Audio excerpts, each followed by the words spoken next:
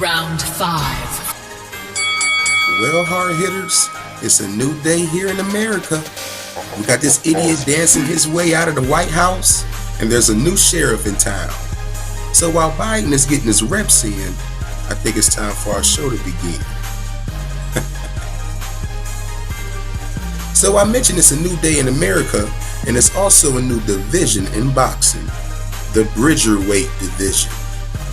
So not too long ago, I made mention of the super cruiserweight division that was being talked about with Matchroom stooge Tony Bellew and this character, Mr. WBC himself, Mauricio Sulaiman.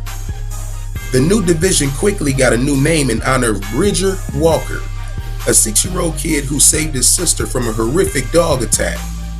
Walker got touched up a little bit, but he is recovering well, so kudos to him.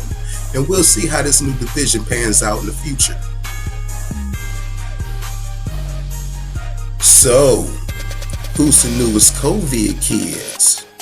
Well, it's looking like Alexander Povetkin is one, leaving his anticipated rematch against this guy on hold to 2021.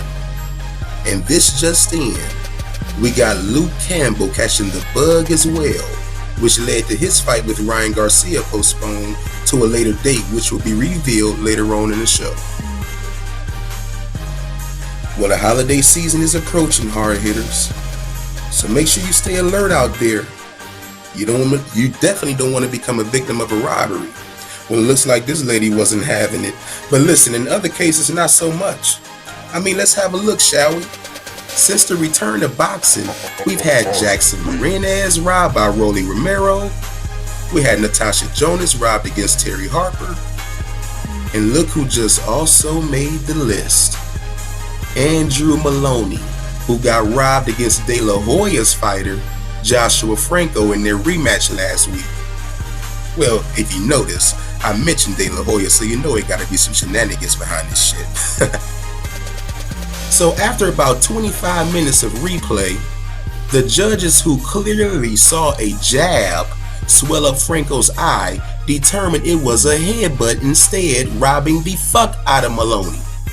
Maloney said, "I can't fucking believe y'all did this shit to me." Now, everyone from ages 9 to 99 was going crazy after looking at this shit. And speaking of 99, the Bobfather damn near lost his motherfucking mind.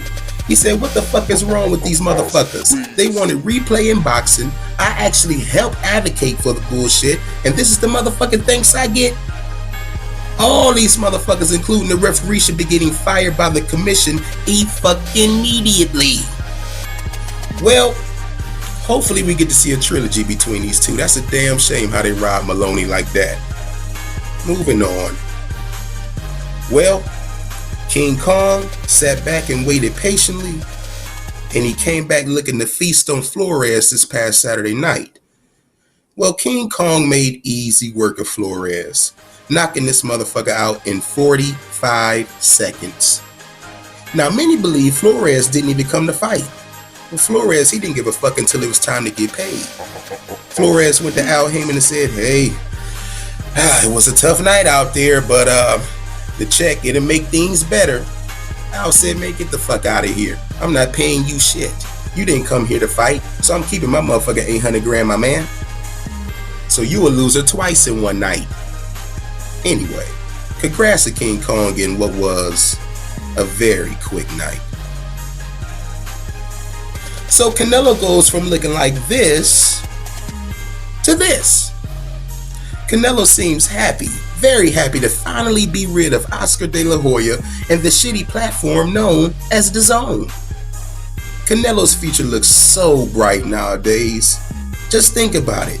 Now we can have those big fights we always wanted, like Canelo versus Boo Boo, or how about Billy Joe Saunders? I'm thinking of something even better. Now that Canelo is done with The Zone, maybe he could go to the PBC side of things and have even better fights with like Caleb Plant, perhaps even Jamal Charlo. Wait a minute, an X? What do you mean? Hey, wait a minute, this is a different Canelo. He wouldn't go back to lesser opposition like a Callum Smith, would he? Well, I'll be goddamn.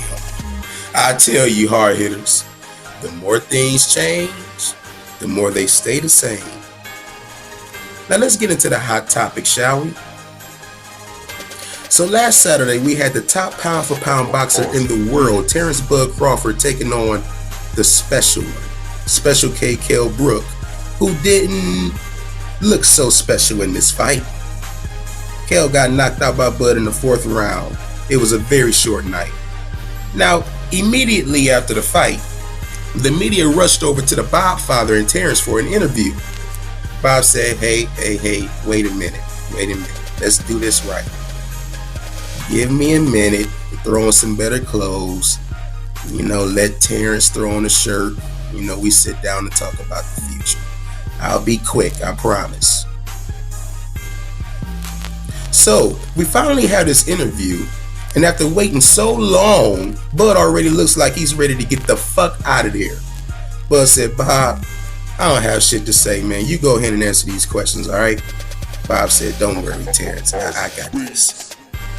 So the question was asked, Bob, do you think Terence Crawford will want to stay with you after October of 2021 when his contract expires? Bob replies and says, well, I think the main question is whether I want to keep Bud's black ass or not. I mean, think about it. With all the money I've lost promoting Terence Crawford, I could build about 100 old folks' homes from the ground up. Now, it's been a great 8 years with Terence. I love all the great performances that he's had. But listen, this motherfucker can't draw a picture. He's never filled an arena ever. Even in Omaha, Nebraska, I saw some empty seats. Now, as the Bobfather kept rambling, Bud sat there and got to thinking, man, oh man, I gotta get away from Bob's old ass. This old motherfucker gonna make me kill him. Shit, the next picture y'all see of me will be looking more like this if I continue to put up with this bullshit. Now, while Bob was still burying Terence, Bud then thought about an opportunity to be with the PBC, a promotion where Bud could have all the dream fights, promotion, and money he wants leading up to his rival Errol Spence Jr. Bud then got up to make a call. Hopefully, it was to this man. Hey, hard hitters. You know what we want to know? Who wants to smoke? Well, sticking with Bud Crawford, Sean Porter saw his fight against Kell Brook and said, man, fuck Errol Spence, man. This is the guy I want to fight now. He said, man, I would beat Bud Crawford's ass. He better not have a slow start against me, because I ain't letting that motherfucker breathe once that bell ring. Give me Crawford. Well, Bud, don't make him wait. Make the date. And speaking of, let's get into these confirmed fight dates, y'all. So earlier I mentioned Ryan Garcia and Luke Campbell having to postpone their fight due to Luke being the newest COVID kid. So here is the new fight date. December 19th, it goes down on the sinking platform known as DAZN. And there's the man who puts the king in ducking. What's his name, y'all? Canelo ducking ass Alvarez is back in action against Callum Smith. Let's see if Canelo picked the wrong cherry off the matchroom tree December 19th. My hard hitters, that's going to do it for this episode of KTFO Info. I'll be back on December 11th for the extra clips version of Round 6 as we smack dead into the middle of the second season for the last show of the year. You don't want to miss this one. Follow me on Twitter at ChuckP216 and stay ahead of the game. From the Ville to the real, this is Chuck P. C-Ville's finest. But to you haters, call me your highness. I'm out.